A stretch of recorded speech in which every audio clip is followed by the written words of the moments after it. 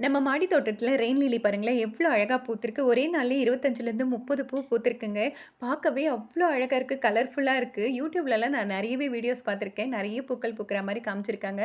ஆனா, இவ்ளோ பூலாம் பூக்குமா அப்படின்னு நான் நெனச்சுட்டே இருப்பேன். இப்போ நம்ம வீட்லயே பூக்கும்போது தாங்க தெரியுது. பார்க்க பார்க்க அப்படியே பார்த்துட்டே இருக்கலாம் போல இருக்கு. இதனுடைய கலர் காம்பினேஷன் பாருங்க. பிங்க் கலர் பட்டு சேலையில கிரீன் பார்டர் போட்டு கட்டினா எப்படி இருக்கும்? அதே மாதிரி அழகா இருக்குல்ல. இந்த இடத்த விட்டே நகர்ந்து போக முடியாத அளவுக்கு அவ்ளோ சூப்பரா இருக்குங்க. இதுக்கு பெருசா பராமரிப்பு எதுவுமே தேவையில்ல. வச்சு விட்டாலே போதும். மழை மட்டும் ஒண்ணு இது மேல பட்டாலே போதுங்க, நெறைய பூக்கள்லாம் வர ஆரம்பிச்சுடுது. முன்னாடி மாடியில காய்கறி தோட்டம் இருக்கும்போது, அதுக்கு உரம் குடுக்கும்போது இதுக்கும் சேர்த்தே குடுத்துட்டு இருந்தோம். இப்போ தோட்டம் எதுவுமே இல்ல. எல்லாத்தையும் எடுத்துட்டு பெயிண்ட் அடிச்சோம் இல்லைங்களா? மறுபடியும் இப்போ தான் தோட்டம் ஆரம்பிச்சிருக்கோம்.